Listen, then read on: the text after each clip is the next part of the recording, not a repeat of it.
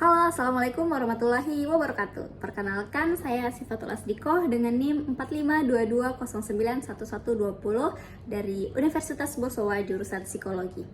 Nah, kali ini kita akan membahas materi baru yaitu terkait populasi dan sampel. Nah, sebelum itu kita harus tahu apa dulu pengertian populasi dan sampel. Nah, teman-teman pasti kayak sudah sering sekali mendengar istilah populasi, sampel dalam sebuah penelitian. Nah, populasi, kalau di dalam buku mari kita baca, dibilang kata populasi berasal dari bahasa Inggris yaitu population, yang berarti jumlah penduduk. Di dalam Kamus Besar Bahasa Indonesia, populasi berarti seluruh jumlah orang atau penduduk di suatu daerah. Jumlah orang atau pribadi yang mempunyai ciri-ciri yang sama dan masih banyak yang lain. Jadi dapat saya simpulkan kalau populasi itu secara garis besar dia itu keseluruhan semua orang yang ada di, misal kalau di suatu daerah ya populasi suatu daerah. Kalau misal di psikologi ya populasi orang psikologi atau populasi mahasiswa. Nah, itu kan dia yang mempunyai ciri-ciri yang sama ataupun kekhasan yang sama seperti itu. Nah, itu bisa dikatakan populasi. Nah, biasa populasi ini jumlahnya besar dan luas. Lanjut di sini, populasi merupakan suatu universe, yakni wilayah generalisasi yang terdiri atas subjek dan atau objek yang mempunyai kuantitas dan karakteristik tertentu. Nah, seperti yang saya katakan, mereka mempunyai ciri-ciri biasa yang sama ataupun hal-hal yang membuat mereka ini sama sehingga mereka dikatakan suatu populasi. Kemudian populasi tidak hanya berupa orang tetapi juga berupa benda atau yang lainnya. Nah, misal populasi alat dapur, ada wajan, kemudian ada sendok dan lain sebagainya. Makanya itu dikatakan populasi itu bukan hanya manusia, benda ataupun alat-alat yang lain itu bisa dikatakan sebuah populasi seperti itu. Kemudian ada beberapa pendapat ahli tentang pengertian populasi. Di sini dikatakan tadi populasi itu wilayah generalisasi. Kemudian ada juga Ridwan mengatakan bahwa populasi adalah keseluruhan dari karakteristik atau unit hasil pengukuran menjadi objek penelitian. Nah, biasa kalau di dalam penelitian populasi itu secara garis besar siapa yang ingin kita teliti atau objeknya, objek atau subjek yang ingin kita teliti. Nah, misal melihat tingkat stres mahasiswa akhir. Nah, berarti populasi kita orang-orang mahasiswa akhir seperti itu. Kemudian menurut Margono, populasi adalah seluruh data yang menjadi perhatian kita dalam suatu ruang lingkup waktu yang kita tentukan.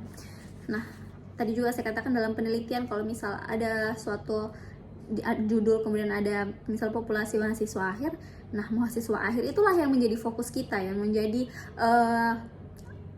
hal yang utama yang akan kita teliti seperti itu. Kemudian ada jenis-jenis populasi. Yang pertama ada populasi terbatas dan yang kedua ada populasi tak terhingga. Nah, kalau populasi terbatas itu populasi yang memiliki sumber yang jelas, batasnya berapa. Misal populasi anak SMP 200 orang atau populasi mereka belajar di pesantren selama 10 tahun, itu berapa orang, jelas jumlahnya. Sedangkan untuk yang kedua itu ada populasi tak terhingga. Seperti namanya tidak terhingga, berarti tidak diketahui jumlah pastinya itu berapa dan tidak terbatas. Seperti itu, teman-teman. Dikatakan di buku bahwa dia tidak ditentukan batas-batasnya secara kuantitatif. Beda dengan populasi terbatas tadi, dia ditentukan batas-batasnya secara kuantitatif. Kemudian ada dilihat dari kompleksitas objek atau sifat populasi, maka populasi dapat dibedakan menjadi berikut. Yang pertama, ada populasi homogen. Di sini yaitu keseluruhan individu yang menjadi anggota populasi memiliki sifat yang relatif sama satu sama lainnya. Kemudian yang kedua ada heterogen, yaitu keseluruhan individu anggota populasi relatif memiliki sifat-sifat individual di mana sifat tersebut membedakan individu anggota populasi yang satu dengan yang lainnya.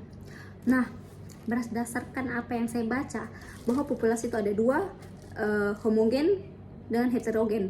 Kalau homogen ini dia populasi yang di dalam satu populasi itu sifatnya sama-sama.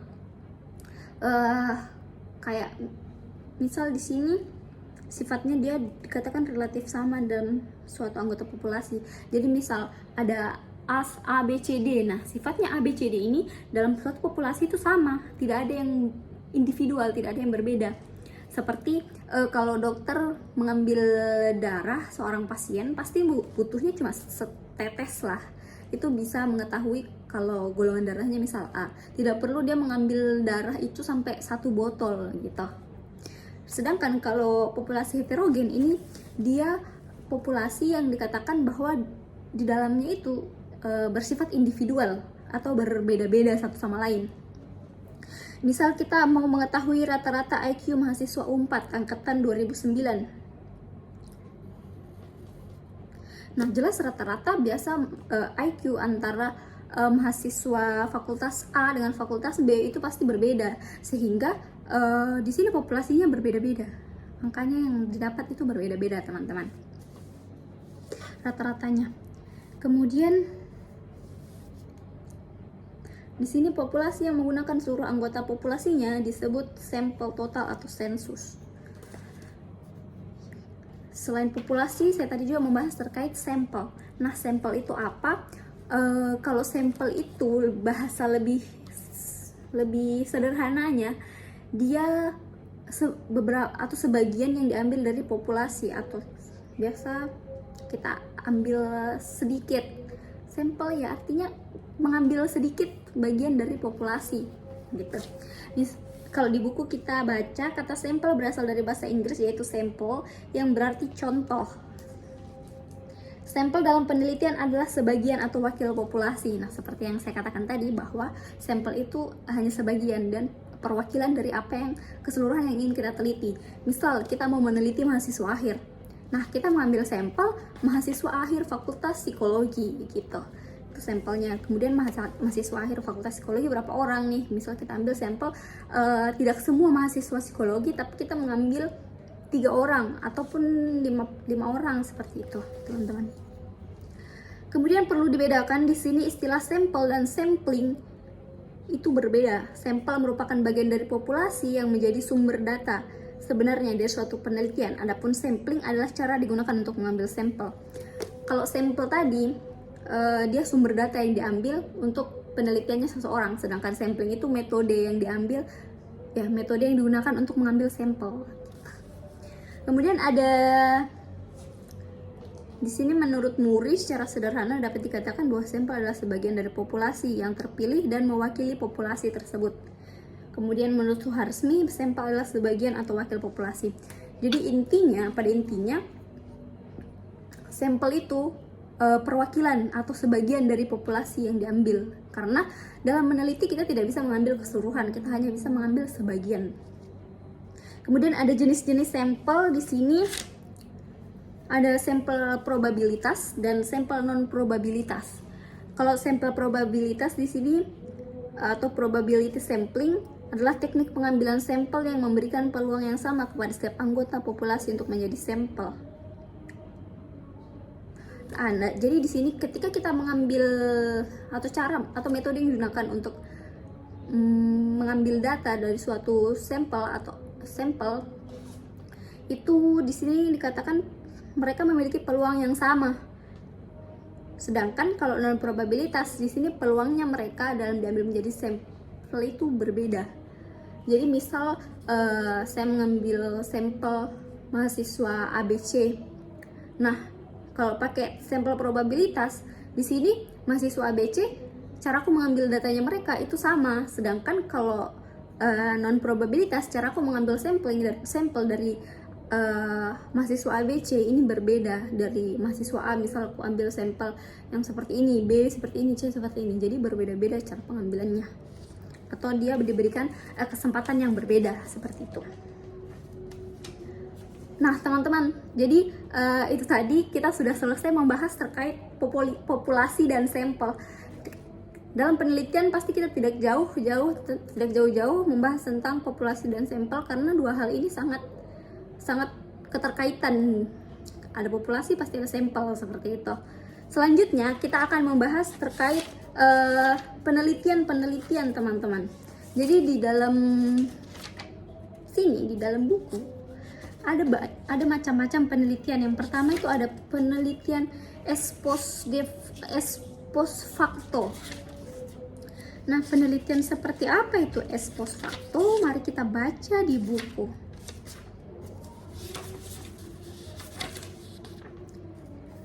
Nah, di sini penelitian ex post facto berarti setelah kejadian. Secara sederhana, dalam penelitian ex post facto, peneliti menyelidiki permasalahan dengan mempelajari atau meninjau variabel-variabel. Jadi teman-teman, dapat saya tarik kesimpulan sedikit kalau penelitian ex post facto, ada kata ex berarti itu masa lalu. Masa lalu berarti penelitian ini dilakukan setelah peristiwa terjadi. Jadi kita melakukan penelitian nih, kemudian ada variabel-variabelnya. Nah, variabel-variabelnya itu diteliti setelah hal itu terjadi, setelah kejadian, atau kita seperti meneliti masa lampau seperti itu. Kemudian hubungan antara variabel yang dilakukan tanpa interferensi secara langsung sesuai dengan variasi variabel bebas atau variabel terikat. Kemudian peneliti berusaha untuk menentukan sebab atau alasan adanya perbedaan dalam tingkah laku atau status kelompok individu. Selanjutnya, menurut Nasution, menyatakan bahwa penelitian adalah suatu upaya pengkajian yang cermat, teratur, tekun mengenai suatu masalah. Istilah ex post facto menunjukkan bahwa perubahan variabel bebas itu telah terjadi. Peneliti dihadapkan kepada masalah bagaimana menetapkan sebab dari akibat yang sedang diamati. Sebab dari akibat. Oh, jadi misal kita punya variabel bebas nih. Variabel bebasnya itu sudah terjadi, kemudian kita meneliti sebab ini tadi variabel ini terjadi, sebab permasalahan ini tadi terjadi, seperti itu. Jadi itu yang dikatakan penelitian ex post facto. Jadi kita meneliti setelah kejadian untuk mencari sebab akibat dari suatu permasalahan. Nah, ex post facto itu sebab akibatnya tidak dimanipulasi atau tidak diberi perlakuan oleh peneliti. Jadi di sini tidak ada eksperimen. Di sini variabelnya mungkin variabel independen, dependent, tidak ada variabel, tidak ada kelompok, dia tidak menggunakan kelompok kontrol seperti itu. Nah, selain ex post facto, kita juga ada penelitian korelasional. Seperti namanya, kita biasa dari bahasa Inggris korelasi itu melihat hubungan, seperti itu teman-teman. Kita sudah sangat sering mendengar istilah korelasi, yang artinya di sini saling berhubungan atau hubungan timbal balik. Jadi secara garis besar penelitian korelasional ini untuk melihat hubungan timbal balik dari suatu variabel atau hubungan sebab akibat dari suatu variabel. Nah, dia di sini hampir sama dengan penelitian ex post facto karena dia merupakan bagian dari penelitian itu. Kemudian jenis penelitian ini biasanya melibatkan ukuran statistik atau tingkat hubungan yang disebut dengan korelasi. Kemudian menurut Sudaryono, penelitian korelasi tipe penelitian dengan karakteristik masalah berupa hubungan korelasi antara dua variabel atau lebih. Kemudian penelitian korelasi bertujuan menemukan ada tidaknya hubungan paralel antara dua variabel atau lebih dalam subsubjek atau dalam sekelompok subjek. Jadi penelitian korelasional itu untuk melihat ada atau tidak sih hubungan dari subjek yang saya teliti atau dari kelompok subjek yang diteliti gitu.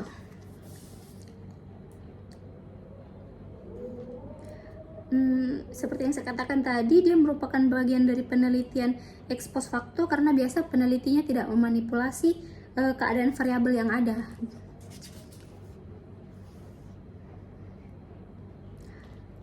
Nah, ada 3 karakteristik penting dari penelitian korelasi. Di sini penelitian korelasi tepat bila variabel kompleks dan peneliti tidak memungkinkan untuk melakukan manipulasi atau mengontrol variabel.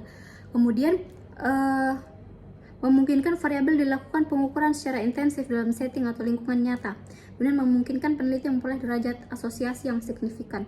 Itu tadi, berarti intinya dalam penelitian korelasional ini tidak ada manipulasi karena subjek yang diambil kayak nyata, kemudian harus signifikan, seperti itu. Dan yang terakhir, kita akan membahas tentang penelitian eksperimen. Seperti namanya, eksperimen pasti di dalam penelitiannya itu ada kegiatan eksperimental yang dilakukan. Pasti di dalamnya ada kelompok eksperimen, ada kelompok kontrol untuk melihat apakah penelitiannya itu sesuai.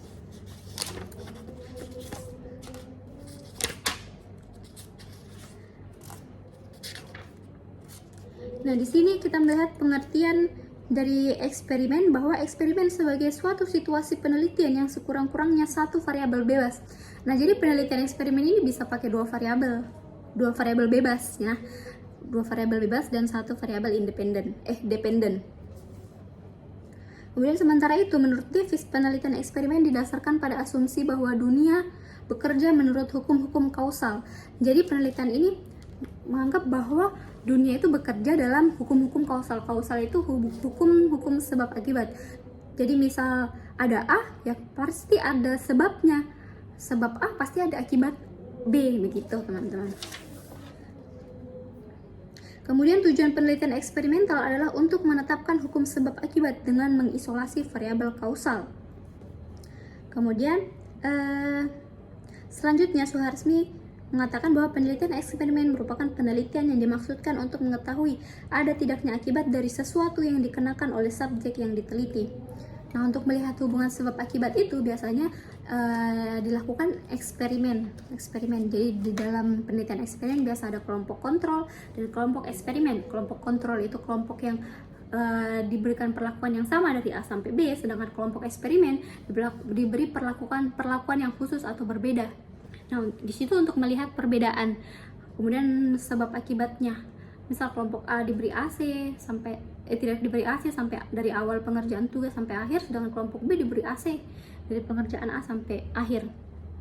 Sehingga dapat diketahui bahwa misal hasil belajar kelompok A ini tadi lebih rendah. Sebabnya apa ya? Karena mereka misal tidak diberi AC sehingga merasa kepanasan, sehingga mengerjakannya tidak fokus. Sedangkan kelompok yang B, dia diberikan AC dan lain-lain sebagainya, sehingga nilai yang keluar atau nilai yang dihasilkan itu semuanya bagus. Seperti itu untuk melihat hubungan sebab akibat. Nah teman-teman, hanya itu yang bisa saya sampaikan. Terima kasih sudah menonton. Jangan lupa like, comment, and subscribe. Assalamualaikum warahmatullahi wabarakatuh.